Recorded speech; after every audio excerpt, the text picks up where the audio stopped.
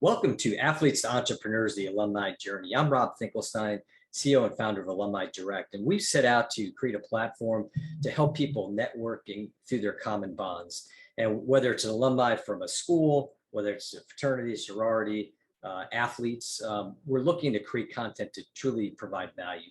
So we've created this show, Athletes to Entrepreneurs, the Alumni Journey, to truly inspire and teach athletes that there is life after sports. I'm so excited today. In fact, I think I'm going to count Danielle Berman here as probably kind of the founder of my start with this whole athlete transition thing. So thank you, Danielle, and welcome to the show. Oh my goodness, Rob, thank you so much for having me. I'm so excited that everything's moving quite along with all this amazing content. You've gotten so many great interviews. So definitely kudos go to you, but happy to be an inspiration of supporting more athletes in life after sports. Thank you so much. And so Danielle has her own podcast. She's a event consultant.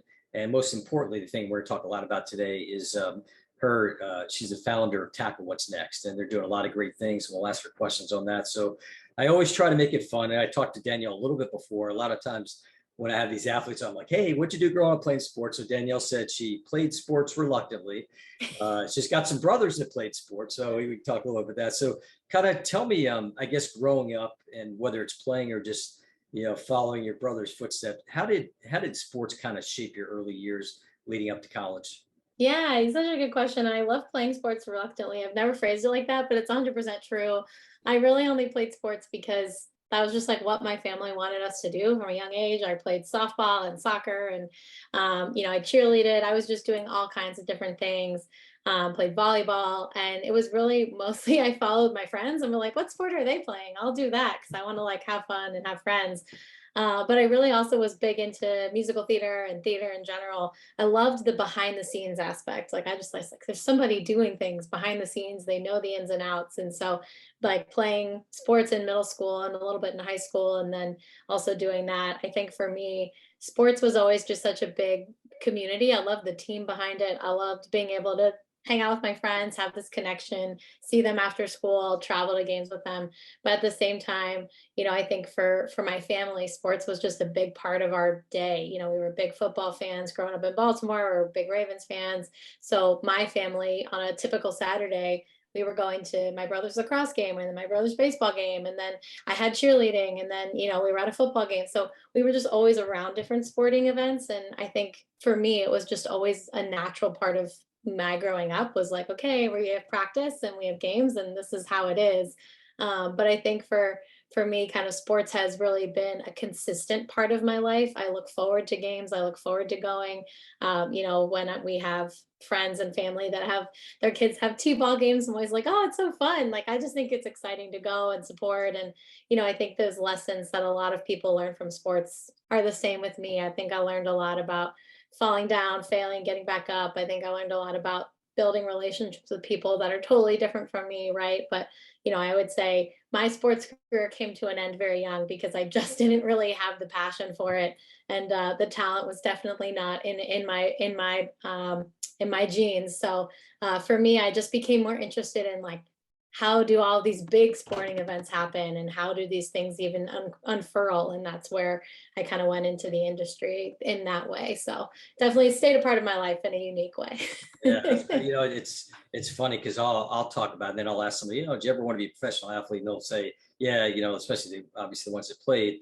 And then I'm always coming back and said, I would have loved to too. I just didn't have the talent, unfortunately. So I got into this instead. Although it's an interesting journey because I found that I did run track and cross country in high school and into college. And I never really thought of it too much until doing this whole thing. And obviously running, track and cross country are sports as well. And Oh, sure. so I've kind of, did a little bit of that whole athlete thing in college. Hmm. Once you get to college, you were talking a little bit, you're surrounded. Tell me a little bit about, I know you said you managed the soccer team and you got involved in the athletic department. Talk a little bit about your experience with the athletes and maybe how they're kind of interacting with between practices, games, and then just even going into their future lives. Yeah, absolutely. So I went to Syracuse up in upstate New York. And we had a really big athletic program. We're a smaller school, but our athletics program is D1, and we've got huge basketball, football, lacrosse, both women's and men's, really big sports up there. And I think I started working at the athletic department again. I studied sport management. So one of our kind of requirements or recommendations from our advisors was like get internships on campus, work for the athletic department. And so I took that wholeheartedly. So I was a student tutor. So I tutored athletes on all sports and different subjects. I worked in the athletic communications department. We did post-game interviews. We did all kinds of in-game media support for Syracuse athletics. And then I also was the manager of the men's soccer team for 2 years. And I think from all of those experiences, I had no idea really coming from a non-athlete background in high school. I was playing sports just because it was fun. Wasn't trying to go D1 or anything. I think I didn't really know the time commitment that it took to be an athlete in college. And so I think that really opened up my eyes to like, they are always here at the athletic department. Like I would always be surprised. Like I'd see them at the game really late at night, doing a post-game interview, right, on the basketball team or in the football team in the press room. We'd be getting done at 11 a.m. or 11 p.m. And then the next morning they were there at 6 a.m. doing workouts. And so it's, like those kinds of things. I was just like, oh my gosh, like they have a full-time job on top of going to class. Like, no wonder they have to miss class sometimes. Like, I don't understand how they keep up with it. So the other thing I saw was during my tutoring experience, there are a lot of student athletes that work really, really hard to catch up with what they're missing in school or to stay on top of their grades. And they're there, whether they're practiced or not, from 6 p.m. to 10 p.m. They're sitting in the study hall, they're working with tutors, they're getting their stuff done, they're getting up in the morning, going back to practice at 6 a.m. So I think that experience of working with, the teams and the athletes individually, I think I just saw, man, these people are so dedicated. They have so much discipline. They have so much time management that I don't have as a college student, right? I was getting paid to do this. This is the only reason I was showing up. I was like, oh, I got my money. I'm getting paid. I'm getting internship credit, whatever it was, right? So for me, I was balancing a lot, but I didn't have this mandatory show up at 6 a.m. workouts, right? So I think there's just this aspect of the commitment and dedication it takes, whether you're D1, D2, D3, JUCO, whatever, to play a sport at a college level takes a lot of dedication, time, and effort, and it's a separate job outside of your schooling. So I think that's really what I took away from it. And I think the athletic department has a lot of people there to make sure your athletes are succeeding from a grade standpoint. But I think a lot of times what gets missed is the social standpoint and interacting on campus and meeting people outside of the athletics world, right? So, I think there's a lot of good things that schools are doing, but there's a lot that's just outside of their control, or just there isn't enough time in the day. That I also noticed is, these guys are adults, really. They're Oh kind of yeah, living in an adult world.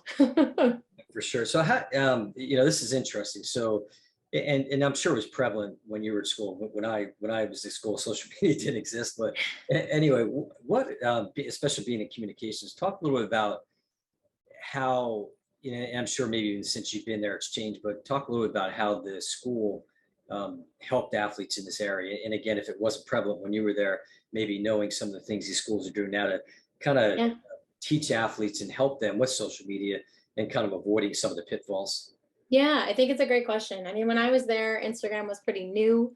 I'm aging myself a little bit here, but I was there like right, Facebook was king, like there was still mostly just college and high school people on Facebook.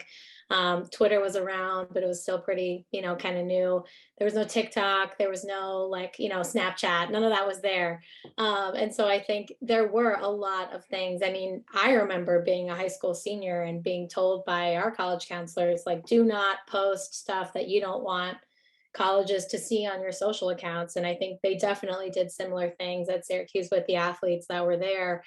Be careful what you're posting on Facebook or on Twitter. If you have an Instagram account, like people can follow you and find your stuff. And I think, back then, I think it was much more like, be careful. There was no like, let's figure out how to leverage this, if that makes sense. It was much more like preventative, like, don't get in trouble, don't post things you're doing on social.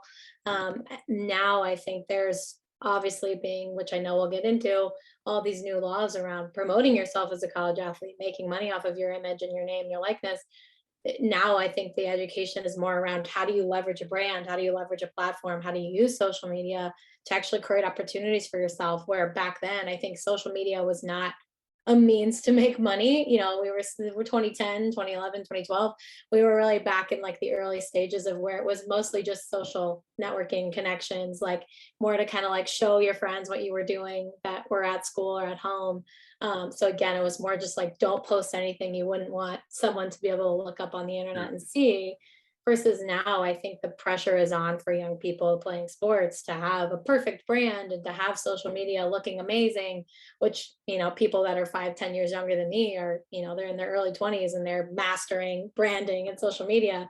I'm nowhere near that experience, but I think that's really where the difference is. You've seen the shift being like, don't use social media, or like, be careful what you put on there, to like, you should be using social media to benefit your career and to publish things. So I'm sure now Syracuse does a lot more in depth and intense kind of practices around social media, how to use it, how do you leverage it, those kinds of things. But back then it was just more like, be careful what you post.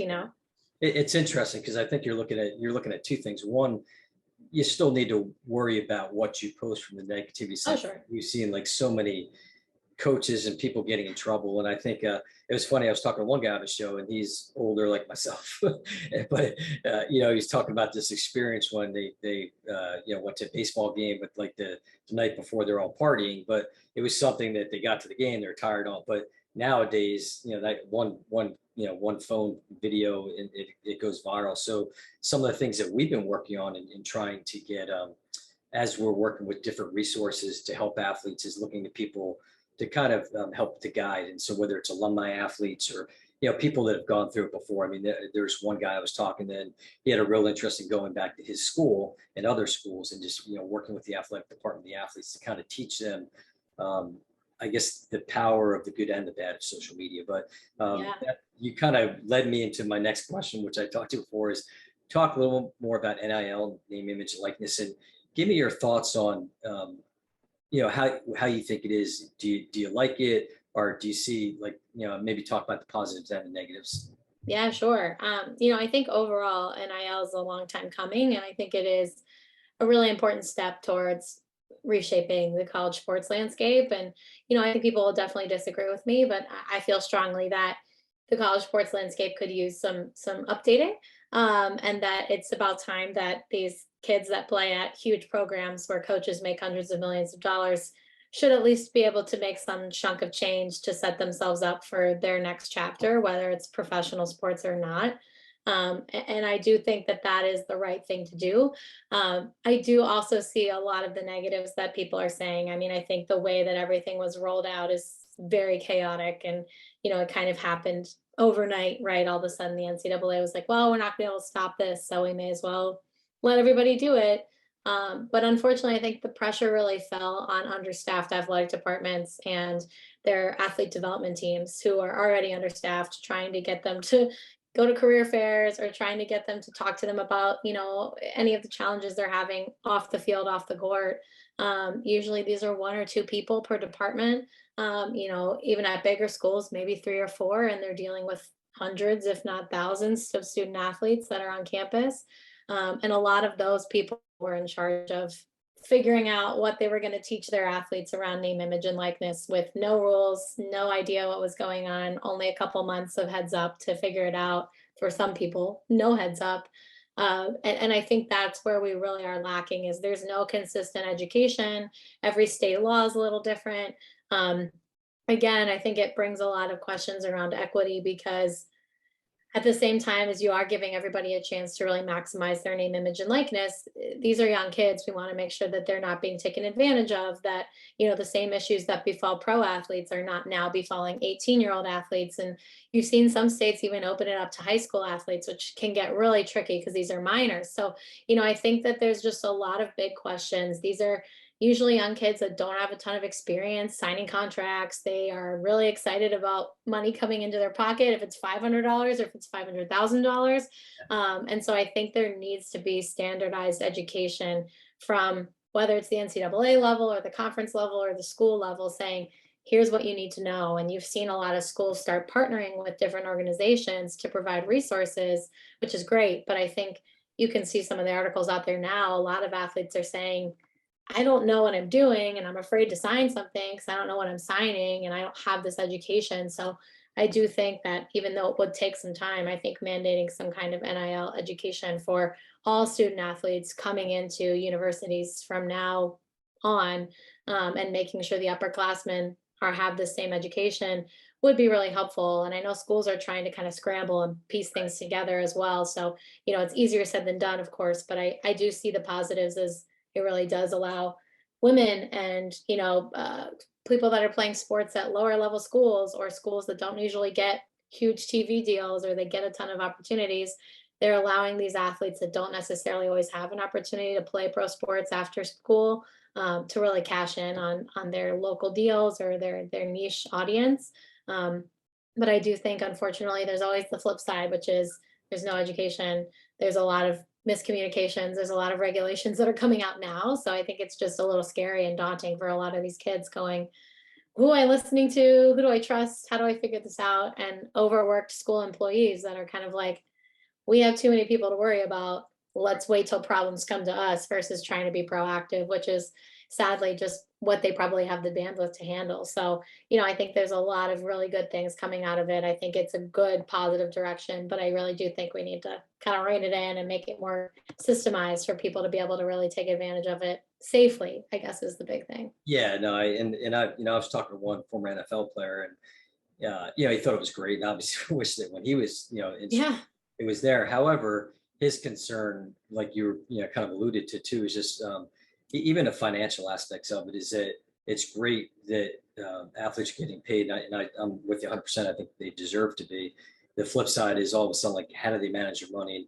And this is, I mean, we're focusing on athletes. I mean, this is on any young mind out there that all of a sudden gets Sure. money. Like, hey, guess what? You got to pay taxes on it. You got to do this. You got to do that. They don't know that. So, I mean, some of what we're trying to do at Alumni Direct is work together with folks like yourself to go into these schools and roll up our sleeves and try to come together and help create curriculums that can help the athletes. And I think there's a lot of resources, including former, alumni athletes that want to do that. They want to jump back in. And I guess that kind of my next question, did you see at Syracuse or just now in your current, findings, alumni athletes getting involved in their programs, and what kind of, reaction were they getting from the schools? I've heard mixed on that as well.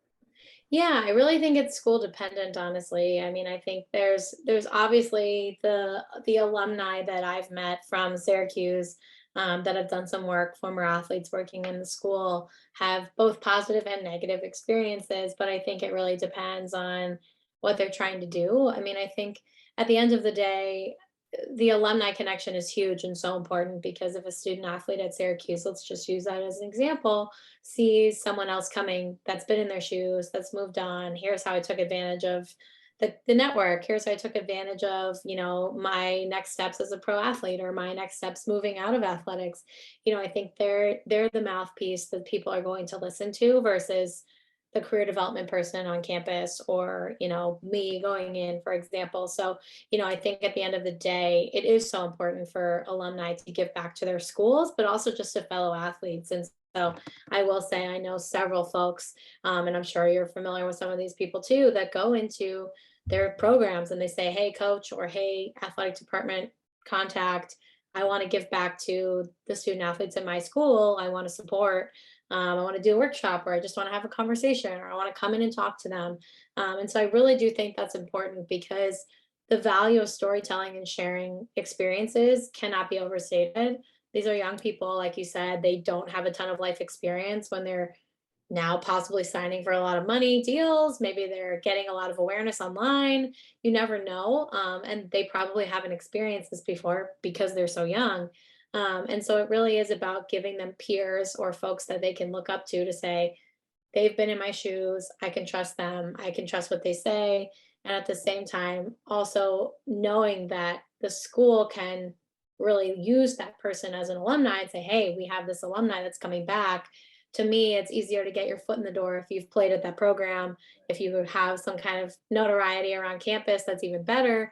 But if I'm a school and I see that someone's reaching out to me, if they're an alum, I'm certainly at least going to take the call, and see what he or she wants to talk about, versus if it's not an alum, I'm kind of like, well, we'll see. Yeah. I just think it obviously is school dependent, and I'm sure there's plenty of organizations that have gotten into schools that they have no direct tie to, but I think that athlete alumni is so important. And I think a lot of athletes have leveraged that, especially if they've gone into speaking or gone into workshops working with other athletes. A lot of them have started at their school, their alma mater, to say, hey, I played here, I know people here, let me start. So it's a really great idea. And I think schools are open to it. If you find the right contacts, they will, kind of engage and really try to help.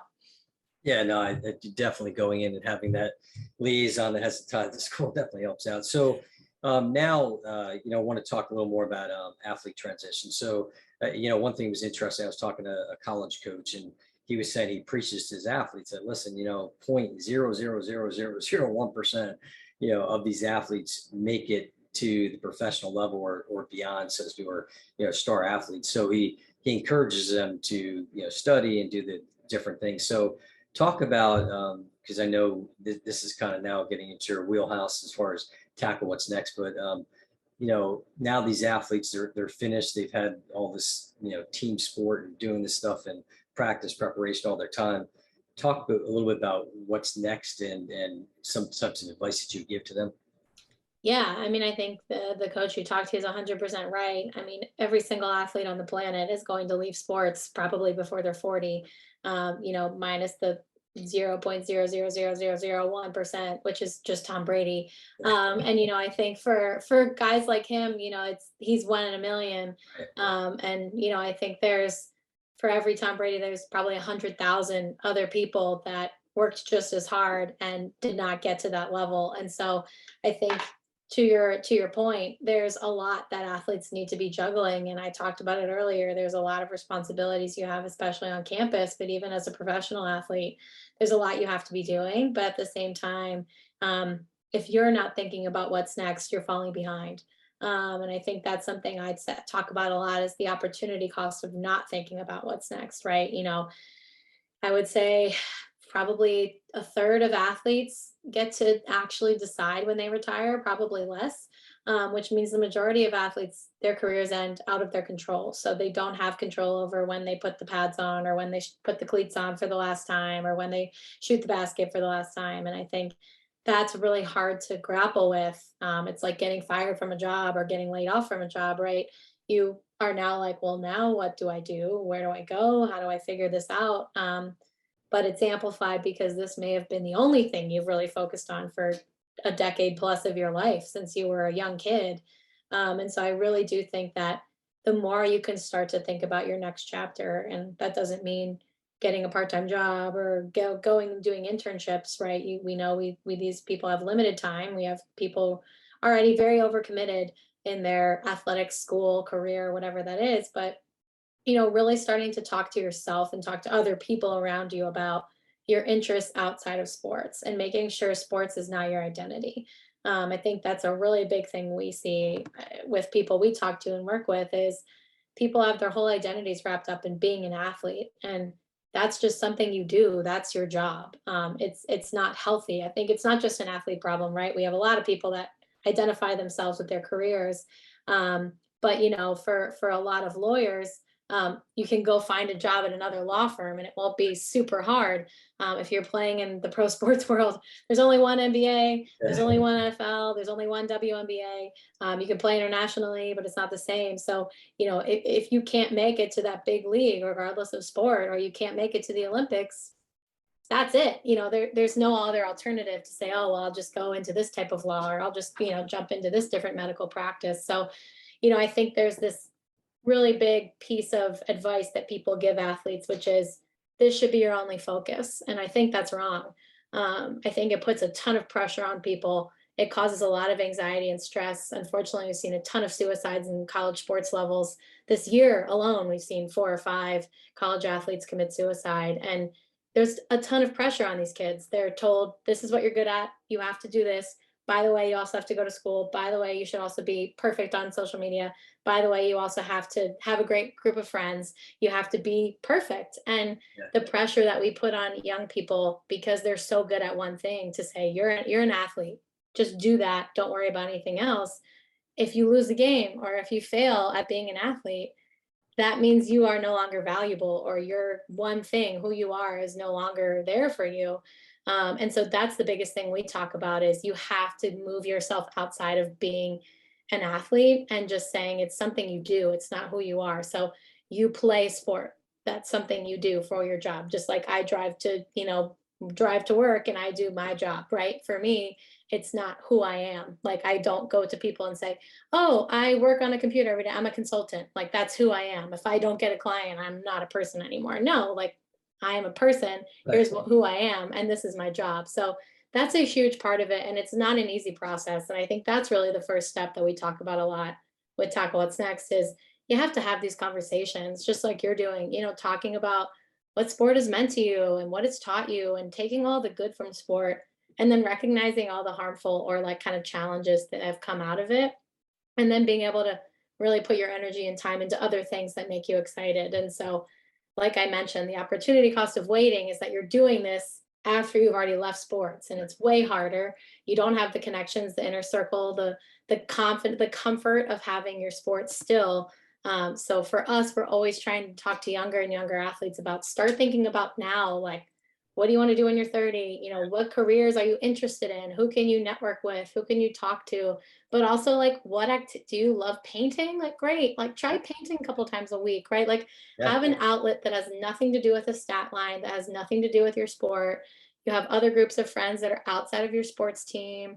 It's so unhealthy to have your whole world wrapped up in this one thing, because when it ends, your whole world disappears, and it's not under your control a lot of the time. So for us, it's about the conversation, getting them to do some of this mindful thinking, really thinking forward, and also trying to step away a little bit from that, like, I have to do athletics and that's all I can do mentality that's Right. instilled, I think, just from a young age, unfortunately. But Oh, yeah. a long answer, but that's all these things we're trying to keep people thinking about. Oh, no, that's good. You said two things that kind of resonated with me. I talked to two different sports agents, and one it really hit home where she was talking about how when she works with, and this is the right way to do it, when she works with her athletes starting college, and she works mostly with NFL, players or college players going to the NFL, but she talked about how she puts together a plan not only for their NFL but for their future. And I Mm, think that's, you kind of hit on that. That's important, just to have,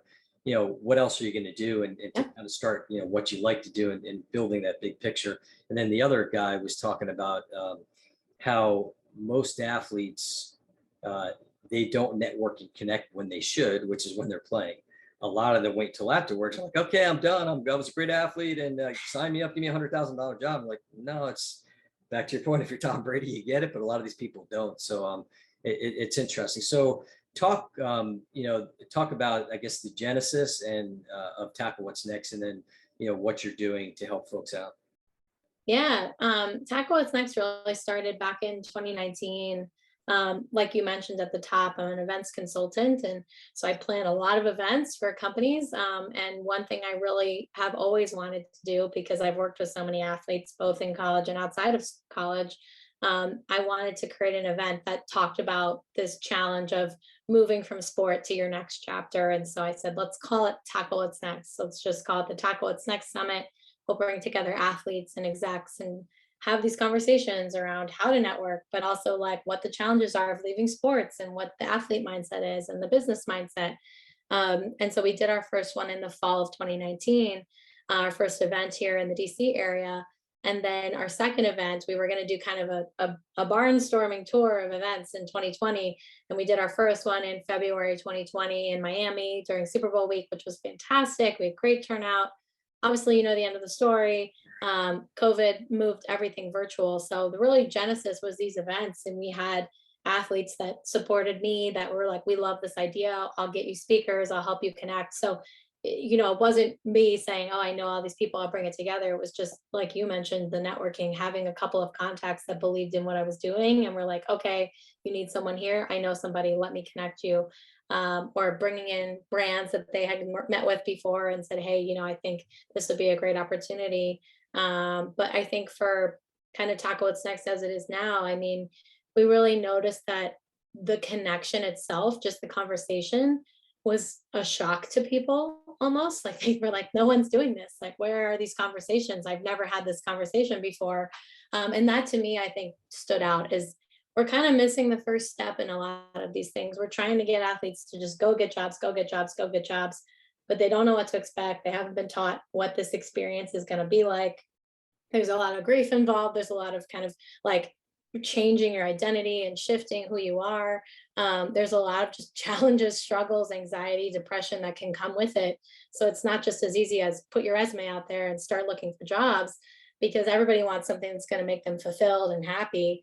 So you might have the best job in the world, but if you haven't figured out who you are and what lights you up, you're going to hate every job you're in because nothing's fulfilling you. And so for us, we really said, this is where we need to be. We don't need to be in the career space. We don't need to be in the, one-on-one coaching space. We just need to be in the storytelling space and have these conversations with individual athletes that have started something cool, are working in the space, are doing interesting things in their life outside of the game and after. And that's really where it's become. We do a podcast, like you mentioned. We have Instagram live interviews. We do kind of social media campaigns. We partner with other organizations on things they're doing. But our goal is to talk about what's next. That's what we do. Our mission is to use storytelling and sharing perspectives to change the narrative around life after sports. And for us, that means we get in front of as many people as we can to have these conversations. And, we're lucky that a lot of people have experienced this and know the value of kind of having these conversations or having somebody that can talk about this. So we've had quite a few athletes and execs say, like, count me in, how can I help? Where can I share?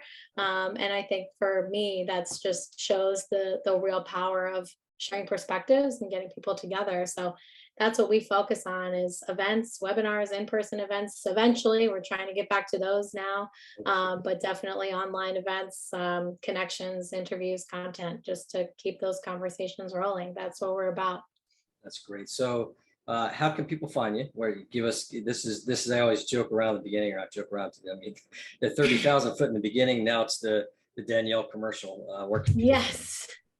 Yeah, so you can find us at tacowhatsnext.com. We've got pretty much everything there. If you are not sure where you want to go, that is the spot just to kind of learn who we are and just get a glimpse of everything we do. We're on social media, pretty much every channel, at Taco What's Next as well. You can always connect with me on LinkedIn, Danielle Berman. And of course, we have a Taco What's Next company page there too. But yeah, feel free to reach out to me. If you email our info account, we've got a very small team, you will get to me.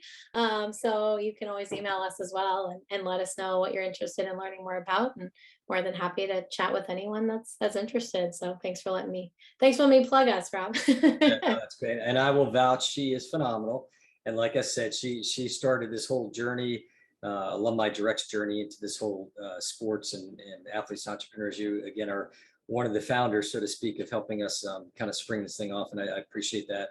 You can find Alumni Direct on alumnidirect.com. You can find us on Twitter and Facebook and LinkedIn. You can go to our YouTube channel, like and follow them.